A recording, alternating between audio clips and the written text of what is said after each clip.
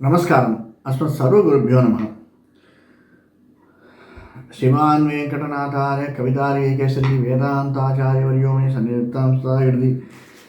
ஸ்ரீயப்பத்தியான ஸ்ரீமன் நாராயணனுடைய கடாட்சத்தாலும் ஆச்சாரியனுடைய அனுகிரகத்தாலும் இந்த 4000 திவ்ய பிரபந்தத்தில் திருப்பாவை அனுபவிச்சுருக்கோம். அந்த திருப்பாவையில் இப்போ 14வது பாசுரம், உங்கள் புழக்கடை தோட்டத்து வாவியுள்.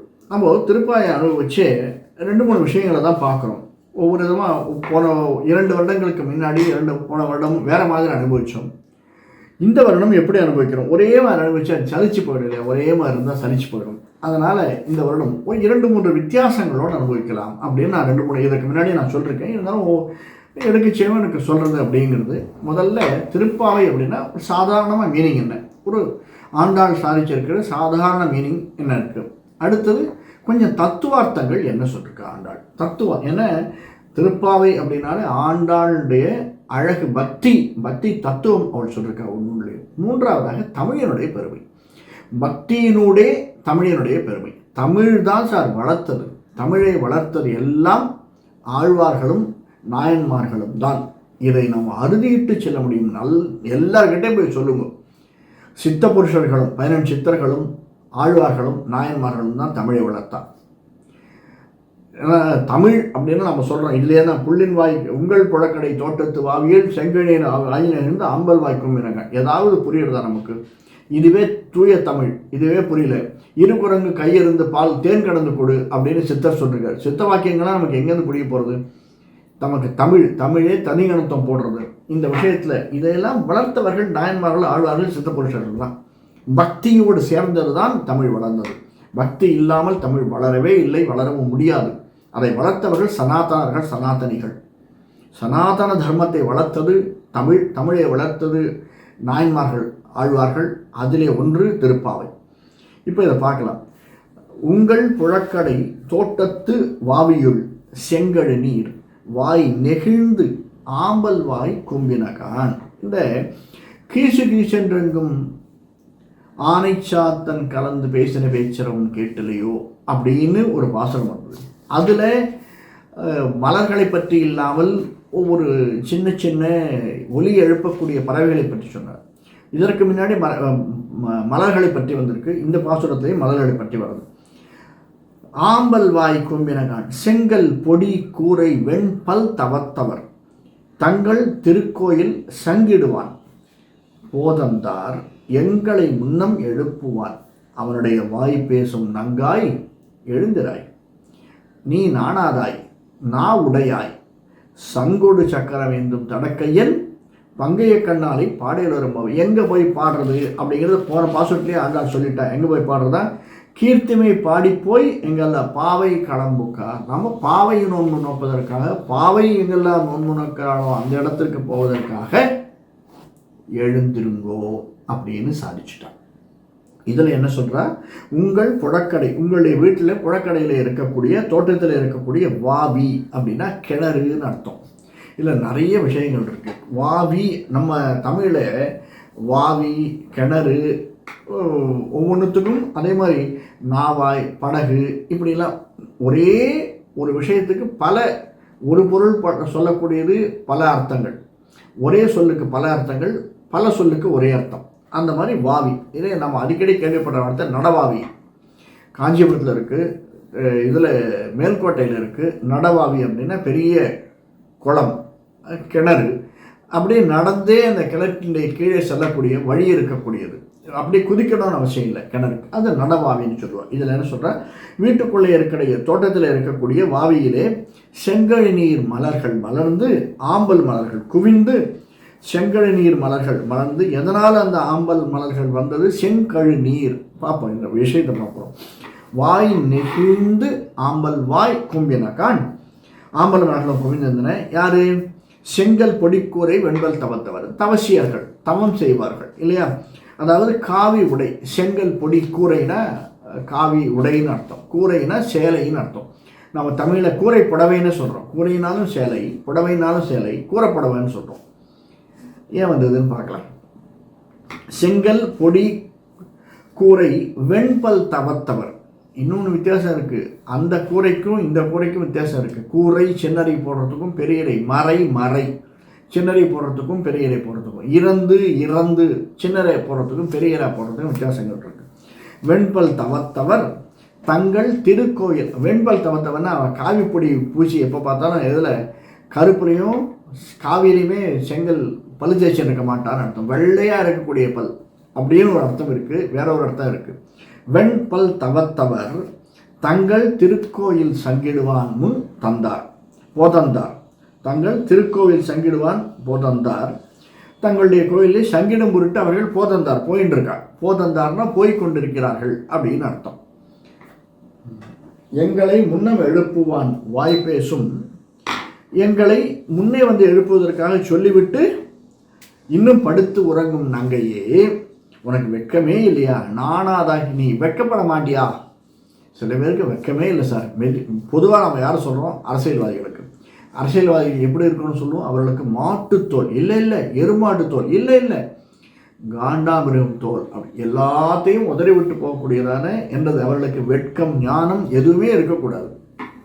ஞானமும் இல்லை, நாணமும் இல்லை, இல்லையா? நாணம்னா நாணம் பயிர்ப்பு, நாணம். வெட்கம் அப்படின்னா கூசல், அதெல்லாம் விளையாடுது. அந்த மாதிரி நீயும் படுத்தின்றிருக்கியே நங்காய் நாவுடையாய் நாணாதாய் நாவுடையாய் வெட்கமற்றவளே, சங்குடு சக்கரம் ஏந்தும் தடக்கையன். அவன் எப்படிப்பட்டவன்? பங்கைய கண்ணாளன், சங்குடு சக்கரம் ஏந்தும் தடக்கையன், தாமரை கண்ணனை உடையவன், அந்த கண்ணனை பாடுவதற்காக ஏந்துவா அப்படின்னு கூப்பிடுறார். சாதாரணமாக இந்த அர்த்தம் சார். இப்போது இன்னொரு அர்த்தம் பார்க்கலாம். சிறப்பு கொஞ்சம் நம்ம வந்து ரொம்ப ஃபிலசாபிக்கல் திங்கிங்கில் போக வேண்டாம். கோவில் கதவுளை திறக்கும் போது என்ன முதல்ல அந்த மாடை கூட்டின்னு போவா, யானையை கூட்டின்னு போவா, அதெல்லாம் பசு கன்றோடு கூடிய மாடு, மங்கள வாத்தியங்கள் வாசிச்சுட்டு போவா. எப்பயும் இனிமையான சப்தம் கேட்டுருக்கணும் அப்படின்னு. சில பேருக்கு நானே சொல்லியிருக்கேன். என்னுடைய இது நமது உலகம் சேனலில் போய் பார்த்தேன்னா தெரியும். அந்த யூடியூப் சேனலில் நான் வந்து ஜோசியம் பார்த்துட்டுருக்கேன், ரிசர்ச் பண்ணிட்டுருக்கேன். அதில் நம்ம வீட்டில் நம்ம டிவியில் போட்டு வைக்கலாம். முதல்லலாம் ரேடியோ டேப் ரெக்கார்டர்னு இருந்தது, டேப் ரெக்கார்டை போட்டு வைக்கலாம். இப்போ நமக்கு கேட்ஜெட்லேயே வந்துடுது, செல்ஃபோன்லேயே இருக்குது, செல்ஃபோன்லேயே போடலாம். நமக்கு பிடிச்ச பிரபந்தமோ அல்லது திவ்யதேச வைபவமோ அல்லது எதுவுமே இல்லைன்னா விஷ்ணு சஹஸ்ரநாமம், லலிதா சஹஸ்ரநாமம், இப்படி ஸ்லோகங்கள் போடலாம். சாரி, இது எதுவுமே இல்லைன்னா உங்களால் வீட்டில் சப்தம் கேட்கணும்னா சைனீஸ் சைம்னு இருக்கு இல்லையா, ரொம்ப இனிமையான சவுண்டை உடையது. அந்த சைம் வாங்கி மாட்டும்போது சில பேருக்கு அதனால் நம்ம எப்பயுமே அதனால் என்ன பண்ணுவோம்? கோயிலாடுவான்னு சொல்லுவோம். கோவில் நம்ம பெருமாள் சன்னதின்னு சொல்கிறோம். அல்லது வீட்டில் வச்சிருக்கக்கூடிய தனியாக சில பேர் தனியாக வச்சுருப்பா கோயில் அறை அப்படின்னுட்டு. அதாவது விக்கிரகங்கள் இருக்கும், அல்லது படங்கள் வச்சுருப்பா, சாமி அறைன்னு சொல்லுவாள், பூஜை அறைன்னு சொல்லுவாள். அந்த இடத்துக்கு கதவு வந்து மணி மாட்டிருப்பா. ஏன்னா கதவு திறக்கச்சே போச்சு அந்த சப்திக்கணும். ஆனால் எப்பயும் ஓரம் போட்டு சாப்பாடு போட்டு வச்சுருவா அந்த மணி, அந்த கதவையே. ஒன்று கதவு க்ளோஸாக இருக்கும், இல்லைன்னா திறந்தே இருக்கும். அதனால தான் அந்த சைம் வாங்கி மாட்டுங்கோ, அது வந்து ஒரு சின்ன மைன்யூட் ரிக்ரியேஷனை உண்டாக்கும் அப்படின்னு சொல்கிறது. அந்த மாதிரி இவன் என்ன சொல்கிறா? எங்களை முன்னம் எழுப்புவான் சங்குடு சக்கரம் ஏந்தும் தடக்கையன் பங்கைய கண்ணானை பாடுவதற்காக நீ வா. இது என்ன? அப்படி மங்கள வாத்தியம் முழங்குகிறது கோவிலில் தான் உள்ளே போச்சு அப்படின்னு சொல்கிறான். ஆனால் கதவை திறக்க போகிற பொருளை சங்கிடுவான், சங்கூதுவார்கள் அப்படின்னு ஒரு இது இருக்குது. பாகவத சமுதாயத்திலாம் பிராதானியமாக இருக்கக்கூடியதான் என்னது? பகவத் சம்பந்தத்தை உண்டாக்கக்கூடியது, ஞான பக்தி கொடுக்கக்கூடியது. இதையெல்லாம் நம்ம உள்ளுக்குள்ளேருந்து எழுப்பக்கூடியது. உள்ளுக்குள்ளே எல்லாமே புதஞ்சிருக்கு. உள்ளே கிடப்பவன் தான் கடவுள், வெளியில் நீ தேடாத அப்படிங்கிறான். அவனுடைய எண்ணங்கள் உனக்கு உள்ளுக்குள்ளேயே இருக்குது.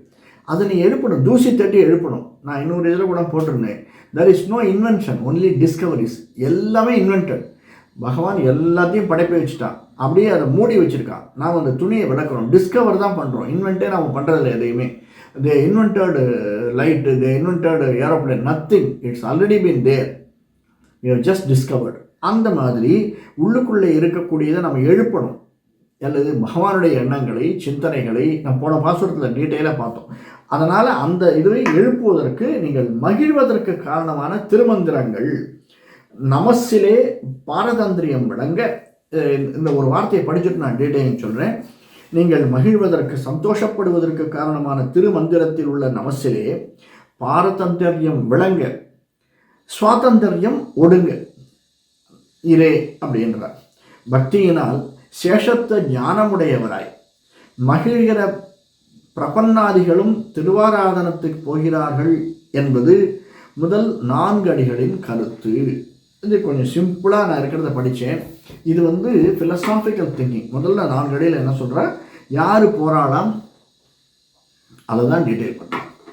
உங்கள் புழக்கடை தோட்டத்து வாவியில் செங்கநீர் வாங்கியிருந்த 50 கும்பினகான் செங்கல் பொடிக்குறை வெம்பல் தவர்த்தவர் தங்கள் திருக்கோயில் சங்கிடுவான் போட்டிருந்தார். இது என்ன சொல்கிறார், சுவாதந்திரியம் விளங்க, பாரதந்திரியம் விளங்க, சுவாதந்திரியம் ஒடுங்க, ஸ்வதந்திரியம் பரதந்திரியம். அவ்வளோதான் விஷயம். பக்தியினால் சேஷத்துவ ஞானம் உடையவராய், யார், செங்கல் பொடிக்குறை வெண்பல் தவத்தவராக பிரபன்னாதிகளும் மகிழும் வண்ணம் திருவாராதனத்துக்கு போகிறார்கள்.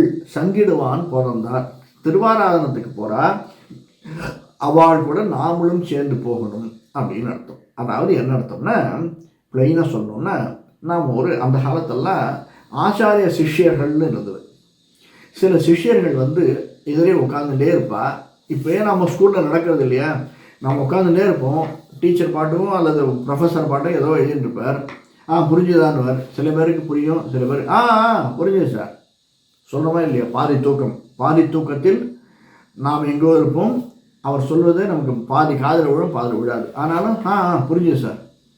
அந்த காலத்தில் ஆச்சாரிகள் சொல்கிற போது சில குழந்தைகளுக்கு புரியும், சில குழந்தைகளுக்கு புரியாது. சிஷ்யர்களுக்கு புரியும், சில சிஷ்யர்களுக்கு புரியாது. உங்களுக்கு புரியல அப்படின்னா அதை விட்டுடாதீங்கோ. அந்த ஆச்சாரிய தத்துவத்தோடு எல்லோரோடும் சேர்ந்து நாமும் பகவானை அடைவதற்கு என்ன வழின்னு யோசிக்கணும். வெண்பல் தவத்தவர் தங்கள் திருக்கோயில் சங்கிடுவான் போதந்தார், நீங்களும் என்னது நங்காய் எழுந்த உள்ளுக்குள்ளே கிடக்கக்கூடிய ஞானத்தை எழுப்பு. தூங்கிட்டு இருக்காதே, அதை தட்டி எழுப்பு. நானாதாய், அதற்காக நீ வெட்கப்படாதே. தட்டி எழுப்புவதற்காக நானாதாய். முதல்ல வேற மீனிங் பார்த்தோம் நானாதாய்னா, இப்போ வேற மீனிங். அதனால நீ வெட்கப்படாதே. வாய்ப்பேசும் நங்காய் நாவுடையாய். நீ முதல்ல வாய்ப்பேசும் நங்காய்ன்னு சொல்லிட்டா, அப்புறம் நாவுடையாய்னு திரும்பி ஒரு வார்த்தை சொல்கிறார். இதை விளக்கத்தில் பார்ப்போம், நம்ம தமிழுடைய அழகில் பார்ப்போம். நீ எழுந்துரு, அவன் எப்படிப்பட்டவன், சங்குடு சக்கரம் ஏந்தும் தடக்கையன். சும்மா நினச்சி பாருங்களே, பகவான் நம்மளுக்கு 2 கையை வச்சுட்டே கை குடையிறது 2 வேலை முடித்த உடனே. அவன் 4 கையில் இப்படியே வச்சுருந்தானா சங்கு சக்கரத்தை ஒரு 3 மணி நேரம் 4 மணி நேரம் கையை அபயாஸ்தமோ அல்லது இந்த அஸ்தமோ இப்படி வச்சுருக்கோனே, பார்க்கலாம் 4 மணி நேரம் எப்படி இருக்கும்னு. நீ கையில் சுமக்கவே வேண்டாம். பிலிவி சாகாடம் அச்சிரம் ஒப்பந்தம் சால மிகுத்து போயினார். அது நீங்கள் சுமக்கவே வேண்டாம்.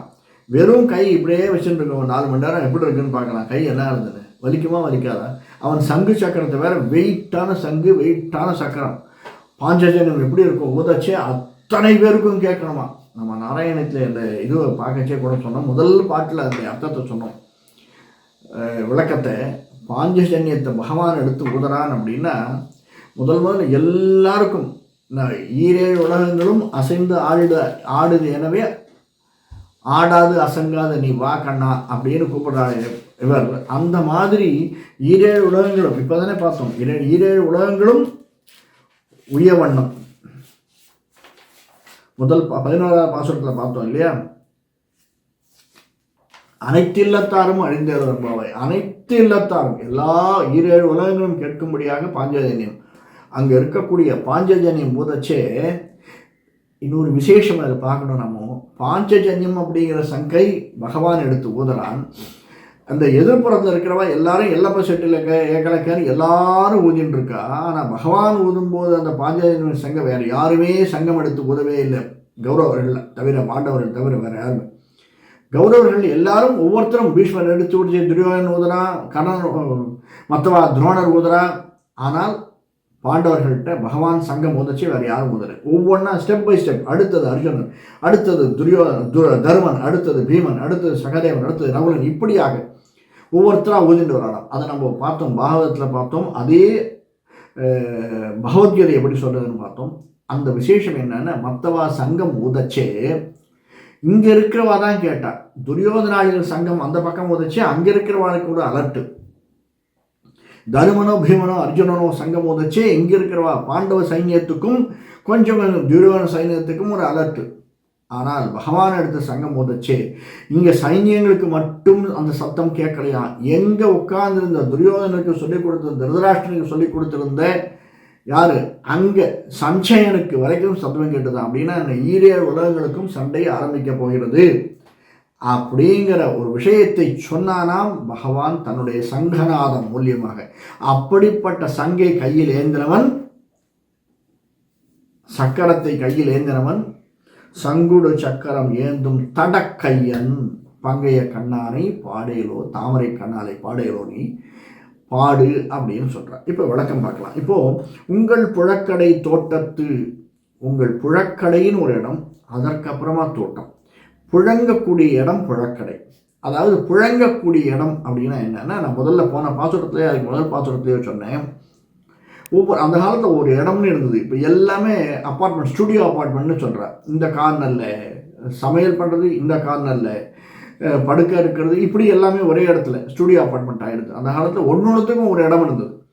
கைகேயிக்கு தசரதர் போய் சந்திக்கச்சே அது எந்த இடம் அப்படின்னு 2 மாதம் முன்னாடி சொன்னேன். அந்த மாதிரி நம்ம கட்டு 8 கட்டு 6 கட்டு வீடு, 8 கட்டு வீடுன்னு சொல்கிறேன், 5 கட்டு வீடு.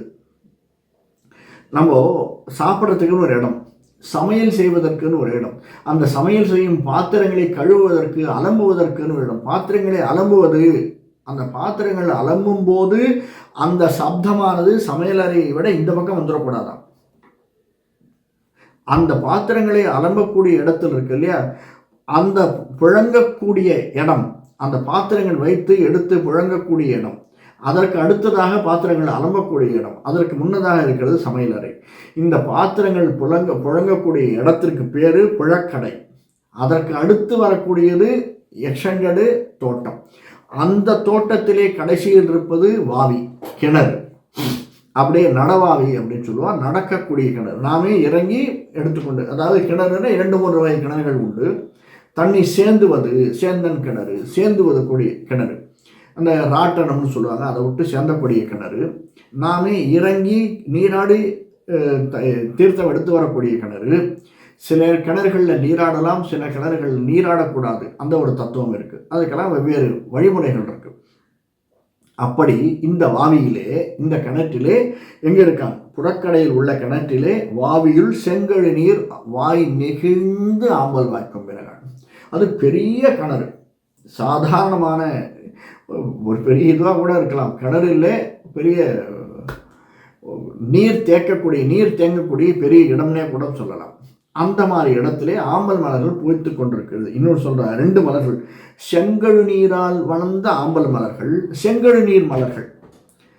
ஸோ இப்போ ஆம்பல் அப்படின்னாலே 2-3 அர்த்தங்கள் உண்டு. ஆம்பல் அப்படின்னா சில பேர் அல்லின்னு ஒரு அர்த்தம் சொல்ற, அல்லி மலருக்கும் ஆம்பல்னு ஒரு அர்த்தம் உண்டு. ஆனால் சிறுவள் ஆம்பல் அல்லி ஊன்னும் கழிகொள் மகடு அப்படின்னு சாதிக்கிறது புறநானூறு. என்ன சுவாமி இது தமிழில் சொன்னாலே புரிய மாட்டேங்கிறது, இது வேறு ஏதோ மொழி மாதிரி இருக்கே இல்லையா?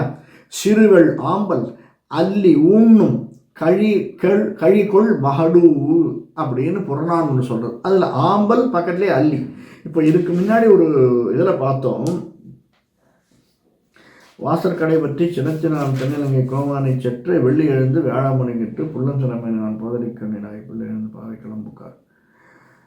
ஒரே மீனிங் இருக்கிறது, திரும்ப திரும்ப வருவது அப்படின்னு பார்த்தோம். இதில் ஆம்பல் அல்லி 2மே சொல்கிறார். சில பேர் ஆம்பல் தான் அல்லின்னு சொல்கிறார், சில பேர் ஆம்பல் பூ வேற அல்லி பூ வேற அப்படிங்கிறார். ஆம்பல்னு அல்லின்னு வச்சுப்போமே. ஆம்பல்னா அல்லின்னு ஒரு அர்த்தம், இசைக்குழல்னு ஒரு அர்த்தம், மூங்கில்னு ஒரு அர்த்தம். ஏன் இசைக்குழல்னா மூங்கில் இசைக்கக்கூடிய குழலி, அந்த மெல்லிய தண்டை உடையதுன்னு அர்த்தம் சுவாமி, அவ்வளோதான். ஆம்பல்னா மெல்லிய தண்டை உடைய மலர்களை கொடுக்கக்கூடிய தாவரம் அப்படின்னு அர்த்தம். ஆம்பல்னா இன்னொரு மீனிங் இருக்குது, யானை அப்படின்னு ஒரு மீனிங் இருக்குது. ஆம்பல் அப்படின்னா ஆம்பல் பூத்தச்சைய அப்படின்னு பலர்களை சொல்லுவா. ஆம்பல்னா துதிக்கிறது, யானைன்னு வரபோது யானை துதித்தல்னு வருது. ஆம்பல்னா ஒழுங்கு, என்ன அந்த மலர்களை பார்த்தெல்லாம் ஒரே மாதிரி இருக்கும். இந்த ஒரு என்ன நீர் உயர வரப்புயர நீர் உயரம் அப்படின்னா அந்த மாதிரி நீர் உயர மலர் உயரம்னுவா. அந்த தண்டு பெருசாகிட்டே வரும், நீர் மேலே ஏற ஏற தண்டு வெளியில் வந்துகிட்டே இருக்கும், அதற்கு மேலே மலர்கள் தெரிஞ்சுட்டே இருக்கும். இன்னும் பெரிய விஷயம், ஆம்பல் அப்படின்னா துன்பம்னு ஒரு அர்த்தம் இருக்கு. ஆண்டாள் இவ்வளவையும் வச்சிருக்கா, சேர்ந்து சொல்றா பாருங்க. ஆம்பல் நெகிழ்ந்து ஆம்பல் வாய் கூம்பின கான் அப்படிங்கிற. அப்படியே என்னது, சந்திரன் மறைந்து சூரியோதயம் வந்தது. சந்திரன் எப்போ வரும், சூரியன் எப்போ வரும்? சந்திரன் வர்றபோது அல்லி மலரும், சூரியன் மலரும் போது தாமரை மலரும். அல்லி அப்படியே சூரியன் மறைகிறது, சந்திரன் மறைகிற போது அல்லி அப்படியே கூம்புமா. வாய் கூம்பெடுத்து, போன பாசுரத்தில் அதற்கு முதல் பாசுரத்தில் பார்த்தோம் எப்படி கீசி கீசி என்றெங்கும் ஆனைச்சாத்தன் கலந்து 3-4 மணிக்கு ஒரு கூவும், குயில் 5:30 மணிக்கு கூவும். இப்படி விதவிதமாக கூவக்கூடியது. நீ இப்போ மணி நான் ஒரு முதல் தரம் எழுப்புறேன், 2ஆம் தரம் எழுப்புறேன். அதற்கடுத்து ஒரு பாசுரத்தை பார்த்தோம், புள்ளின் வாய்க்கின்றானே பொல்லாரக்கனை கிள்ளிக்கிழந்தானே கீர்த்தி பிள்ளைகளாராம் பாவை கிளம்புற வெள்ளி எழுந்து வியாழம் உறங்கித்துன்னு சொல்கிறார். ஒரு இண்டிகேஷன் சொல்கிறார். இங்கே என்ன சொல்கிறார், ஆம்பல் வாய் கும்பின கான் அப்படிங்கிற. அதாவது சந்திரோதயம் முடிந்து கொடுத்து சூரியோதயம் ஆரம்பிச்சுட்டு சந்திர அஸ்தமனம் ஆகிடுத்து போகிறது மழை மாதம். நீ சூரிய அஸ்தமனம் சூரிய உதயம் ஆக போகிறதுங்கிறத ஆம்பல் வாய் கூம்பின கான் அப்படின்னு ஒரு அர்த்தம் சொல்கிறார். இது ஒன்று. ரெண்டாவது, போன பாசுரத்தில் தான் பார்த்தோம், எனது வெள்ளி எழுந்து வியாழம் உறங்கித்து. அதை எப்படி நம்ம ஜாதகத்தோட கனெக்ட் பண்ணலாம், இதையும் ஜாதகத்தோட கனெக்ட் பண்ணலாம். உனக்கு சந்திரனை ராசியை கொண்டு சொல்லக்கூடியது, சூரியன் அப்படின்னா லக்னத்தை கொண்டு சொல்லக்கூடியது. எப்போ ராசியை கொண்டு சொல்லக்கூடியதுன்றது டெம்பரரி, லக்னத்தை கொண்டு சொல்லக்கூடியதுங்கிறது பெர்மனண்ட். ராசி அப்படின்னா இப்போது ஒரு தசாநாதன் அல்லது இந்த தசை நடக்கிறது, அல்லது உங்களுக்கு இந்த ராசியில் சந்திரன் எவ்வளோ நாள் இருப்பான், சூரியன் எவ்வளோ நாள் இருப்பான், அல்லது குருவனுடைய இப்போ சனின்னு எடுத்துக்கோங்களேன். சனி 7ஆம் நாட்டு சனி அப்படின்னா நம்முடைய ராசிக்கு ராசி சக்கரத்துக்கு 1, 12, 1, 2 சனி வரும்போது, சந்திரன் நிற்கும் இடத்திற்கு சனி வரும்போது 12, 1, 2ஆம் கட்டங்களில் 7ஆம் நாட்டு சனின்னு சொல்கிறோம். இது ராசி, சந்திரனை வைத்து சொல்லக்கூடியது, அது டெம்பரரி. ஆனால் சந்திரன் மங்கும் போது சூரியனுடைய தத்துவம் வருது. நீ எதை சொல்லணும், லக்னத்தை குறித்து சொல்லணும் அப்படின்னு சொல்கிறார். சந்திரன் உறங்கி சூரியன் எழும்போது, ஆம்பல் கூம்பி சூரிய உதயம் ஆகும்போது நீ எதை கணக்கிட வேண்டும்? அந்த காலத்தில் டெம்பரரியாக இருக்கிற ராசி சக்கரத்தை கணக்கிட்டாலும் லக்னத்தை உடையதாக இருக்கக்கூடியது ராசின அம்சம். அம்சக்கட்டத்துக்கும் நவாம்சம்னு சொல்லுவாங்க, பல்வேறு விஷயங்கள். அதனால் எல்லாத்துக்கும் மூலதனம் என்ன, லக்னம். அதை சொல்றாங்க. செங்கழு நீர் குவளைப்பூ, செங்குவளைப்பூ, செங்கழு நீர்னா செங்குவளைப்பூன்னு ஒரு மீனிங் சொல்கிறார். செங்கழு நீர் சிவப்பாக விழக்கூடிய. ஏன்னா ஏன் செங்கழு நீர்னு சொன்னான்னா, இந்த மலர்கள் மலர்ற போது சூரியனுடைய ஒளி அடிக்குமா, அந்த பனி இருக்கு இல்லையா, சூரியன் காலங்காலத்தால் வச்சு ஒரு லைட்டு மஞ்சள் கலந்த சிவப்பு கலந்த செங்கதிர்கள் வரும். அப்போ இந்த நீரில் படைச்சி என்ன தக்கன்னு இருக்கும். அந்த செங்கழுநீர் செவப்பாக இருக்கக்கூடிய ஓடிக்கொண்டிருக்கக்கூடிய நீர் எது, செங்கழி நீர். வாய் நெகிழ்ந்து ஆம்பல் வாய் கும்பினாக்கான். அது அப்படியே மெதுவாக ஓடுவான். வாய் நெகிழ்ந்தல் அப்படின்னா ரொம்ப மெதுவாக ஓடி இருக்கக்கூடியது அப்படின்னு அர்த்தம். இப்போது இதில் இன்னொரு இது என்னென்ன, ஆம்பல் வாய் கூம்பினா, ஆம்பல் அப்படின்னா நம்ம பார்த்தோம் துன்பம் அப்படின்னு, துன்பம் மூடுகிறது. ஆம்பல் வாய் கூம்பின கான் அப்படின்னா செங்கழி நீர் வந்தபோது துன்பம் மறைந்து இன்பம் நமக்கு வரும். எப்போ வரும், அதுதான் அடுத்த 4 வரியில் சொல்கிறா. என்னது, பங்கைய கண்ணானை பாட, சங்குடு சக்கரம் ஏந்தும் பங்கைய கண்ணானை பாட உனக்கு துன்பம் மறைந்து இன்பம் மலரும் அப்படின்னு சொல்றார். இப்போ அடுத்த வார்த்தை, செங்கல் பொடி கூரை வெண்பல் தவத்தவர் தங்கள் திருக்கோயில் சங்கிடுவான் பிறந்தார். ஏன்னா செங்கல் பொடி கூரைன்னா சிவப்பு, அதாவது காவி நிறத்திலே பொடி. செங்கல் பொடி எப்படி இருக்குன்னா சிவப்பாக இருக்காது, செங்கல் பொடினா காவி நிறத்தில் இருக்கும். இதில் இன்னொன்று பாருங்க, அது எந்த செங்கல்னு தெரியல. அந்த காலத்திலே செங்கல் சூளை இருந்திருக்கு போட்டிருக்கு இல்லையா, அதில் தானே செங்கல் பொடினா காவி பொடின்னு நமக்கு தெரியுது. செங்கல் சூளை அந்த காலத்திலே இருந்திருக்கு. செங்கல் பொடி கூரை அதில் காவி நிறத்தை உடைய வெண்பல் தவத்தவர். வெண்பல் அப்படின்னா ஆச்சாரமாக இருக்கக்கூடியவர், தவத்தை உடையவர்கள். வெண்பல்னா ஆச்சாரம்னு ஒரு அர்த்தம். ரொம்ப ஆச்சாரம்னா என்ன சுவாமி, இப்போ சொல்கிறோம் இல்லையா, நம்ம ஆச்சாரமாக இருக்கிறது அப்படிங்கிறது. இப்போ கொரோனா வந்தபோது எப்படி நாம் இருந்தோமோ அதுக்கு பேர் தான் ஆச்சாரம். ஆச்சாரமாக இருக்கிறதுனா கொரோனா வந்தபோது நம்ம எப்படி இருக்குமோ அதுக்கு பேர் தான் ஆச்சாரமாக இருக்குது. ஆச்சாரம்னா இன்னொன்று என்னென்னா, கூரைன்னா உடைன்னு ஒரு அர்த்தம், பரிவட்டம்னு ஒரு அர்த்தம். பரிவட்டம் எங்கே கட்டுவோம்? தலையிலே கட்டக்கூடியது பரிவட்டம். அந்த பரிவட்டம் கட்டக்கூடியவர்னா மிதப்பாக ரொம்ப மேன்மையை உடையவர்கள் அப்படின்னு அர்த்தம். ஆச்சாரத்தை அனுசரிக்கக்கூடியவர்கள் எப்பயுமே மேன்மையாக போற்றக்கூடியவர்கள். யார்? தமசியர்கள், தவர்கள், ஞானிகள். இந்த போன 2 வாரத்துக்கு முன்னாடி ஒரு வார்த்தையை உபயோகிச்சார், ஞானிகள் அப்படிங்கிறது. நீங்கள் 6வது பாசுரத்தில் போய் பார்த்தேன்னா தெரியும் நினைக்கிறேன். 6வது பாசுரம் தான் அடியனுக்கு இது. ஞானிகள், முனிவர்களும் யோகிகளும். முனிவர்கள்னா என்ன, யோகிகள்னா என்ன சுவாமி? முனிவர்கள் தானே யோகிகள் இல்லையா? முனிதல் அப்படின்னா என்ன? கோபப்படுதல்னு ஒரு அர்த்தம். அதில் இன்னொரு மீனிங் இருக்குது. இப்பயும் நீங்கள் போய் 6வது பாசுரத்தை பார்க்கலாம். அந்த மாதிரி ஞானியர்கள் அவர்கள் என்ன? வெண்பல் தவத்தவர், ரொம்ப எப்பயுமே ஆச்சாரத்தை வாசனை உடையவர்கள். ஆச்சாரம் வெண்பல்னா வாசனை, வெண்மையாக இருக்கக்கூடிய, வெண்மையாக அப்படின்னா நான் முதலே சொன்னேன், தூய சிந்தனை உடையவர்கள். எந்த விதமான கெட்ட சிந்தனையும், அடுத்தவனுக்கு கெடுதல் பண்ணணும் அப்படின்னு நினைக்கக்கூடாத மனதை உடையவர்கள். யார்? தவசியர்கள், தவத்தவர். தங்கள் திருக்கோயில் சங்கிடுவான். அழகாக சொல்றார். கடவுள் உள்ளே கிடப்பவன், தங்கள் திருக்கோயில், ஊன் உடம்பு ஆலயம் அப்படிங்கிற நாயன்மாரில் வரது. ஊன் உடம்பு ஆலயமாம் அப்படின்னு. தங்கள் திருக்கோயில், நம்ம திருக்கோயில் எது? உள்ளுக்குள்ளே இருக்கக்கூடியது. நம்மை நாம் பாதுகாத்துக்கணும் சுவாமி. இந்த உலகில் நாம் இருக்கணும், இந்த உடம்பு இருக்கணும் அப்படின்னா உயிரை வைத்து, உடம்பை வைத்து தான் சித்திரம் எழுத முடியும் இல்லையா அப்படின்னு சொல்லுவார். அந்த மாதிரி நாம் இந்த உடம்பை பாதுகாத்து கொள்ள வேண்டும். தங்கள் திருக்கோயில் சங்கிடுவான். முதல்ல அதை நீங்கள் பார்த்துக்கோங்க. அதற்கு என்ன தேவையோ அதை பார்த்துக்கோங்க. அதற்கடுத்தது எங்களை முன்னம் எழுப்புவான். இது இண்டிகேஷன், இன்ட்யூஷன், இண்டிகேஷன், அவ்வளோதான். இந்த ரெண்டையும் போட்டுட்டேன்னா போகிறோம். பகவானை பற்றின நாம் நினைக்கக்கூடியது இன்ட்யூஷன், அதை கொடுக்கக்கூடியது இண்டிகேஷன். இதை தரக்கூடியவர்கள்னா இவர்கள் ஆழ்வார்கள், நாயன்மார்கள், ஆச்சாரிய புருஷர்கள், சித்த புருஷர்கள். இவர்கள் எல்லாமே இன்ட்யூஷன் அண்ட் இண்டிகேஷன். எதை பற்றினது? பகவானுடைய சிந்தனையை பற்றினது, சரணாகதி தத்துவத்தை பற்றினது, நம்முடைய ஆச்சாரியன் சொல்லிக் கொடுப்பது.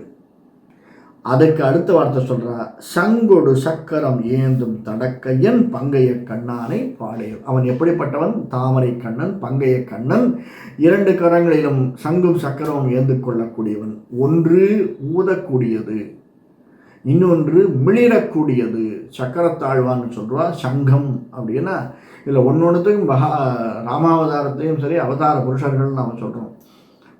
இந்த சங்கமாக இருக்கக்கூடியவன் இந்த அவதாரம் எடுத்தான் அப்படின்னு சொல்கிறோம். அதெல்லாம் பாருங்கள், நம்ம ராமாவதாரத்தை நிறைய பேர் நிறைய சொல்லி நம்ம கேட்டிருக்கோம். அதையும் நானும் கிட்டத்தட்ட கம்பராமாயணத்தை ஒரு 140 வாரங்கள் நாமும் கம்பராமாயணத்தை அனுபவிச்சுட்டு இருக்கோம் இந்த ஆன்லைனில். சங்குடு சக்கரம் ஏந்தும் தடக்கையன் அப்படின்னு ஒரு வார்த்தை சொல்கிறார். ஏந்தக்கூடிய 2 கைகளை உடைய பகவான், அழகான தாமரை கண்ணனாக விளங்கக்கூடியவன். ஏந்தும் தடக்கையன் பங்கைய கண்ணானை பாடேலோர் எம்பாவாய். நம்ம பாடுவதற்காக சீக்கிரம் எழுந்திருங்கோ அப்படின்னு ஆண்டாள் இந்த பாசுரத்தை முடிக்கிறார். அடுத்த பாசுரம் 15வது பாசுரம். எல்லே இளங்கிளியே இன்னும் உறங்குதியோ. ஒவ்வொரு பாசுரத்தில் ஒவ்வொரு ஸ்டெப் பை ஸ்டெப்பாக சொல்லிட்டு வரா. 3:30 மணிக்கு வந்து எழுப்பினேன், 4:30 மணிக்கு வந்து எழுப்பினேன், 5:30 மணிக்கு வந்து எழுப்புறேன். இப்போ அடுத்தது என்ன? அதான் கீசென்றுக்கும் ஆனைச்சாத்தன் அப்படின்னு ஆரம்பித்தோம். அந்த விளக்கத்தை அடுத்த பாசுரத்தில் இன்னும் டீட்டெயிலிங்காக பார்க்கலாம். கவிதார்க்கிக சிம்ஹாய கல்யாண குணசாலினே ஸ்ரீமதே வெங்கடேசாய வேதாந்த குரவே நமः. சர்வம் ஸ்ரீ கிருஷ்ணார்ப்பணமஸ்து.